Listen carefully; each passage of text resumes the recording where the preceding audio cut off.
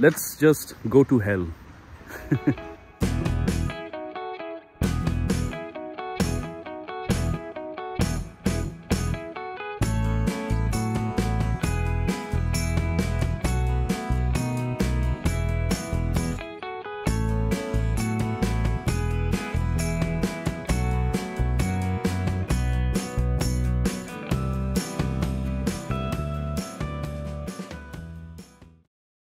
Hello everybody, কেমন আছো? আমি এখন আছি পোল্যান্ডে। দেখে মনে হলো যে এই জায়গাটার নাম হেল হওয়া উচিত, যদিও HELL নয়, HEL সিঙ্গেল এল, কিন্তু এরকম অদ্ভুত নাম। যাই হোক, খুবই সুন্দর জায়গা। আর আমি যেটা দিয়ে ওই ভিডিওগুলো করেছি সেটা হচ্ছে এইটা, আমার নতুন addition to my collection DJI Mini Pro। এটা কোনো পেড ভিডিও নয়, বাই দ্য ওয়ে। এটা আমি নতুন কিনেছি আর এটা এখন আনবক্স করবো। অনেক দিনের শখ ছিল একটা ড্রোন কেনার, তো ওই জন্য একটা ড্রোন কিনলাম। তো ফ্রাইডে অফিসের পরে বিকেল নাগাদ আমি উঠলাম ফ্লিক্স বাসে। ইউরোপে তোমরা জানো যে বাসে করে এদিক ওদিক যাওয়া যায়, আর ওটা অনেক ইজিয়ার, যদিও সময়টা একটু বেশি লাগে।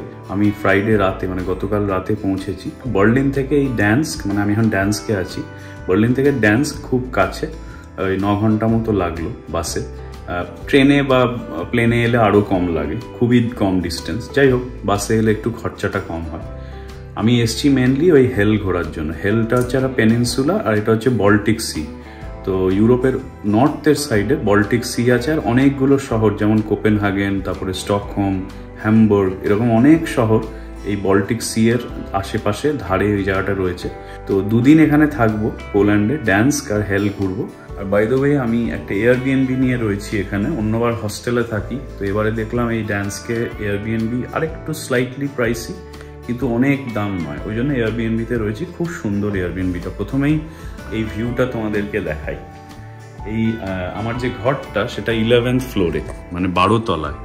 দেখো কি সুন্দর। এটা অ্যাকচুয়ালি ড্যান্স্ক না, এটা সোপোর্ট বলে একটা জায়গা, ড্যান্স্কের থেকে 2-3টে স্টেশন বাইরে। কিন্তু এই ঘর থেকে আমার পুরো এই ভিউটা দেখা যাচ্ছে। আর ঘরটাও খুব সুন্দর, একটা টেবিল আছে, সুন্দর টিভি ফিভি আছে। এইটা হচ্ছে রান্নাঘর, যেহেতু এয়ারবিএনবি ওরা রান্নার জায়গা দেয়।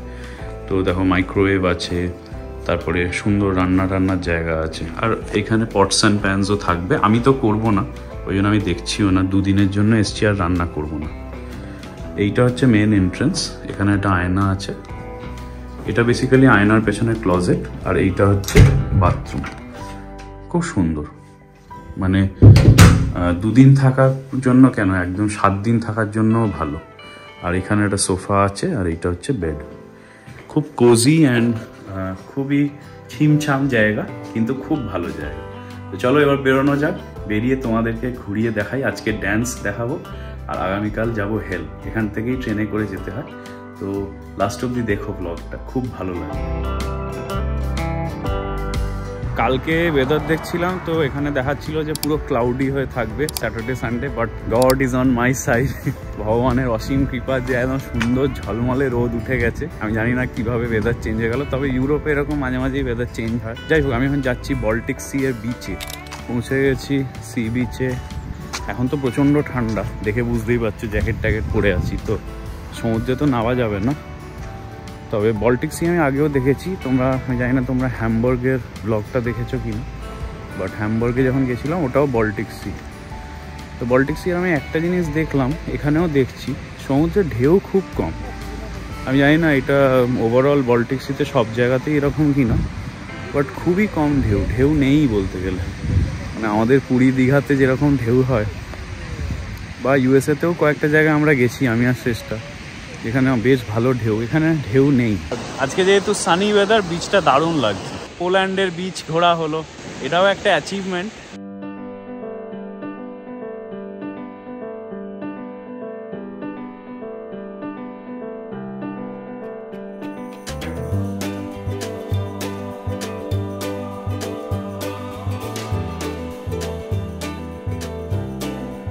তো আমি যে পিয়ারটার কথা বলছিলাম, এটা একটা পিয়ার। যেরকম আমরা ওই গ্যালোস্টোনে নানা রকম জায়গায় পিয়ারে যাই ইউএসএতে, এখানেও পিয়ার আছে বিচের কাছে। তো আমি লোভ সামলাতে না পেরে বাড়ির ওখান থেকেই ডিরেক্ট বিচে চলে গেছিলাম। বিচ দিয়ে হেঁটে হেঁটে এলাম। এটা রাস্তা দিয়েও আসা যায়, মাঝখান থেকে আমার জুতোটা বালি ভর্তি হয়ে গেল।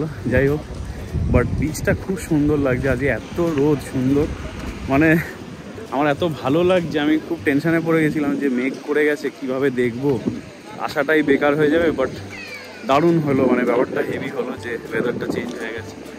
আর এই পিয়ারটা খুব সুন্দর, দেখো এই যে আমি হাঁটছি চারিদিকে তো পোর্ট এরিয়া আর ইয়ট ভর্তি। এই যে আমার পেছনে দেখতে পাচ্ছ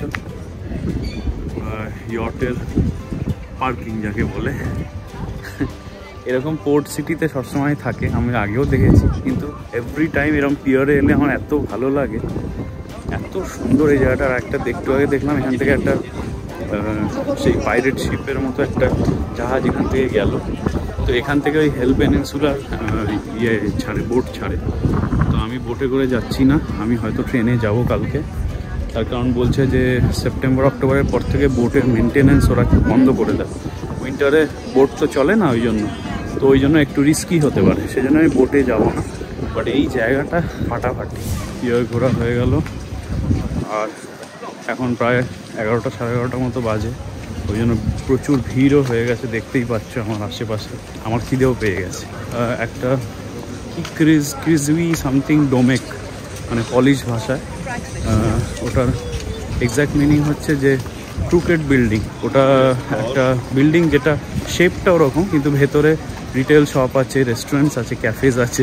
যদি ওখানে বসে খাওয়ার ব্যবস্থা থাকে আর যদি অ্যাফোর্ডেবল হয় তাহলে ওখানে বসেই খাবো। তো আমি ওই বিল্ডিংটার সামনে গেলাম, একটু ভিডিও করলাম। ভেতরে একটাই হচ্ছে কফি শপ ওপেন আছে, আমি জানি না, হয়তো ম্যাক্সিমাম রেস্টুরেন্ট বলে ওরা হয়তো দুপুরবেলার পরে খোলে। এখানে ইউরোপে ম্যাক্সিমাম রেস্টুরেন্ট সব দুপুরের পরে খোলে। এই জায়গাটা হচ্ছে ওই সোপোর্টের মোস্ট প্রবাবলি একটা ওই মানে শপিং অ্যাভিনিউ টাইপের, যেরকম অনেক শহরে থাকে। আমরা ইটালিও যখন গেছিলাম এরকম একটা দেখতে পেয়েছিলাম। কিছু একটা খাবার খুঁজছি এবার, বড্ড খিদে পেয়ে গেছে। খাওয়া দাওয়া হলো, এখন পেট পুরো ভর্তি, নড়তে পারছি না, এত খাওয়া হয়েছে। পলিশ ব্রেকফাস্ট নিয়েছিলাম, অর্ডার করেছিলাম। সুন্দর খুব, ক্যাফেটা খুবই সুন্দর আর খুব রিজনেবল প্রাইস। টোটাল আমার 59 zloty লেগেছে। zloty মানে এখানকার কারেন্সি, যেটা 59 zloty মানে আমি দেখলাম কনভার্ট করে 12-13 ইউরো মতো। মানে সেই হিসেবে যথেষ্ট ভালো। তার কারণ আমি একটা ফুল মিল খেয়েছি, মানে ব্রাঞ্চ কাম লাঞ্চ হয়ে গেছে আমার। তো পেট পুরো ভরে গেছে, আমাকে এখন আর খেতেই হবে না। স্যালাডস দিয়েছিল ভর পেট পুরো। তারপরে 3 রকমের ড্রেসিং দিয়েছিল, মানে maple syrup, butter, homemade jam, একটা ডিম দিয়ে, একটা চিজ দিয়ে মিক্সচার টাইপের দিয়েছিল, ওইটা খেলাম। 2টো ডিমের পোচ দিয়েছিল, অনেক কিছু দিয়েছে। তো আমার খুব ভালো লেগেছে পলিশ ব্রেকফাস্ট। আর তারপরে ট্রেনে করে এলাম। এদের এখানে SKM বলে একটা সার্ভিস আছে, মানে একটা অর্গানাইজেশন। তারা বোধহয় ওই রিজিনাল ট্রেনটা, মানে যেটা হচ্ছে সিটি ট্রেন যেটা, সেটা ওরা চালায়। ওই জার্মানিতে যেরকম S-Bahn আছে, S-Bahn-এর মতোই এখানে দেখলাম S1-এ করে আমি এলাম।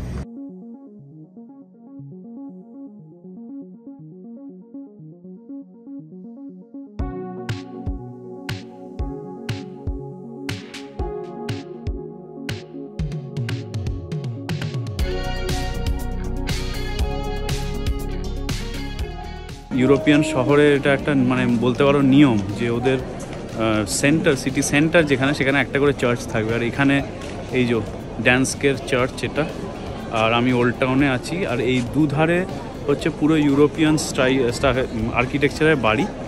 আর এত সুন্দর, এত কালারফুল, মানে আমি তো এখানে এসে পুরো, মানে আমি ভাবছি যে আমি আগে কেন আসিনি, আমি ড্যান্স আগে কেন আসিনি।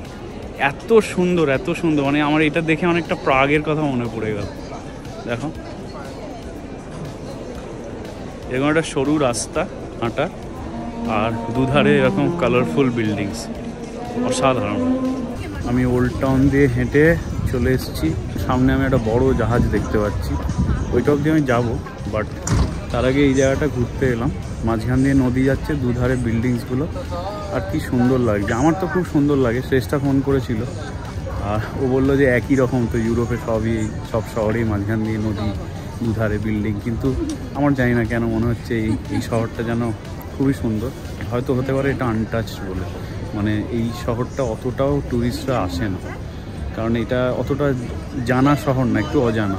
আমার খুবই ভালো লাগলো এখানে এই ওল্ড টাউনটা হেঁটে। আর এই রিভারের পাশটা মানে দুধারটা বিল্ডিংয়ের নিচগুলো সব অল্প রেস্টুরেন্ট, একদম টিপিক্যাল ইউরোপিয়ান স্টাইল রেস্টুরেন্ট, খুব সুন্দর লাগছে। ওই ব্রিজটা, ওই মুভিং ব্রিজ, আমি এখান দিয়ে একটু আগে গেছি দুপুরবেলা, কিন্তু আমি জানতাম না তখন ব্রিজটা অলরেডি কানেক্টেড ছিল। এখন দেখলাম যে ব্রিজটা মুভিং ব্রিজ, ওটা মুভ করে এলো, সবাই দাঁড়িয়েছিল, দিয়ে তারপরে ওটা কানেক্ট করে খুলে দিল, সবাই এপার ওপার করলো। আর এই যে এইটার কথা বলছিলাম, এইটা হচ্ছে ওই ক্রেন। এটা বলছে তো মিডিভাল সময় থেকে নাকি এটা ইউজ হতো, এখন জানি না এটা কতটা ঠিক ভুল, বাট এই যে এইটা হচ্ছে ওই ক্রেনটা। আর অলরেডি আলো জ্বলে গেছে শহরে, আরও যখন অন্ধকার হবে আর আলো জ্বলবে আরও বেশি তখন এই জায়গাটা খুব সুন্দর লাগবে। গুড মর্নিং, আজকে একটা নতুন দিন, আজকে রবিবার, আজকে আমার ফেরার দিন, বাট বেরিয়ে পড়েছি। আজকে অত চাপ নেব না, তার কারণ কালকে রাত্রিবেলা দেখলাম 14 কিলোমিটার টোটাল হাঁটা হয়ে গেছে, মানে আমার মোবাইলের ফিটনেস অ্যাপে দেখাচ্ছিল। ওই দেখে আমি তাড়াহুড়ো করে ব্যাক করে এসেছি। তার কারণ হচ্ছে আজকে কিছুটা হলেও তো ঘুরতে হবে, তো আজকে যাচ্ছি ওই হেল পেনিনসুলা, যেটা হচ্ছে এই ড্যান্স্ক, ডিনিয়া, এই জায়গাগুলো থেকে একটা সরু মতো এরকম একটা পিস অফ ল্যান্ড বেরিয়েছে, আর সমুদ্রের পুরো ধারে, খুব সুন্দর দেখতে জায়গাটা। ওইটাই আজকে ঘুরতে যাব। মেন থাম্বনেলে আর টাইটেলে তোমরা ওই হেলটাই দেখেছো, তো ওটা আজকে তোমাদের দেখাবো। চলো, আজকে সকালবেলা আরেকবার বিচে গেছিলাম, এই সোপোর্ট বিচে। তো আমি যে এয়ারবিএনবিটা আমার যেখানে, ওখান থেকে জাস্ট 5 মিনিট ডিস্টেন্সে হেঁটে হচ্ছে সোপোর্ট বিচ। তো লোকেশনটা দারুণ, ওই জন্য আরেকবার ভাবলাম ঘুরে আসি।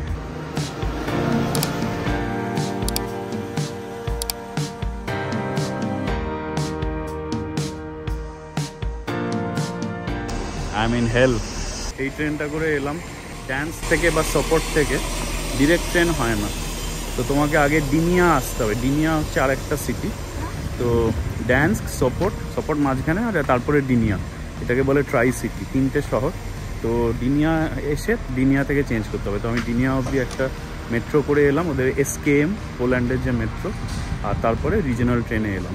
আমার একদিকের ভাড়া লাগলো হচ্ছে around 25 zloty, which is around 5-6 euros, খুব বেশি নয়। আর ফেরার জন্য আবার অতটাই। তো চলো এবার এক্সপ্লোর করা যাক, লেটস এক্সপ্লোর হেল।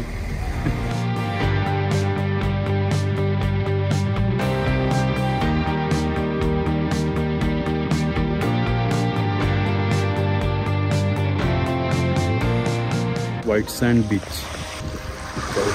খুব সুন্দর, খুব সুন্দর। হেল যদি এত সুন্দর হয় তাহলে হেভেন কি হবে? এটা আমি অন্য একজনের ভিডিওতে দেখেছিলাম, তখনই ভেবেছিলাম যে এখানে আসবো, সত্যিই তাই। আমি এখন হেঁটে যাচ্ছি, একদম এখান থেকে হচ্ছে সমুদ্র শুরু, ওই জায়গাটা হেঁটে যাচ্ছি, 20 মিনিট দেখাচ্ছে। আর এই রাস্তায় যেতে যেতে এধার ওধার যা যা সামনে পড়ছে সবই দেখতে দেখতে যাচ্ছি। যে জায়গাটা দিয়ে হাঁটছি এটা একটা টাইপ অফ জঙ্গলের মতো, তার ভেতর দিয়ে রাস্তা, আর পুরো এলাকাটা নানা রকম চেক পয়েন্টস আছে, আর্মি চেক পয়েন্টস। এবং কিছু জিনিস তো দেখলাম যেগুলো মানে অনেক পুরনো দিনের, মানে আগে যেগুলো ইউজ হয়েছে, মোস্ট প্রবলি হয়তো ওয়ার্ল্ড ওয়ারের সময় ইউজ হয়েছে, আমি শিওর না, ওটা আমার মনে হলো। ওগুলো ডিসপ্লের জন্য রেখেছে। আর তাছাড়া এমনি অনেক জায়গায় দেখলাম লেখা আছে যে এটা army area, keep of, don't enter, এরকম টাইপের লেখা। তার কারণ হচ্ছে আমার হঠাৎ মনে পড়লো যে এই জায়গাটা, এই পেনিনসুলাটা এমনভাবে বেরিয়ে রয়েছে, এটার থেকে ঠিক উল্টো দিকেই হচ্ছে অ্যাকচুয়ালি রাশিয়ান টেরিটরি, মানে পোল্যান্ড আর লিথুয়ানিয়া, মোস্ট প্রবলি এই দুটো দেশের মাঝখানে একটা ছোট্ট জায়গা আছে যেটা রাশিয়ার আন্ডারে। আর রাশিয়া তো খুব কাছে এখান থেকে, জানো নিশ্চয়ই। প্লাস শুধু রাশিয়া না, অন্য দেশের সাথেও যেহেতু মানে বর্ডার আছে, এই এলাকাটা বর্ডার এরিয়া বেসিক্যালি, ওই জন্য প্রচুর আর্মি চেক পয়েন্টস আছে। এসে গেছি, এইটাই হচ্ছে লাস্ট পয়েন্ট, পলিশ বর্ডার, মানে ওয়াটার বর্ডার।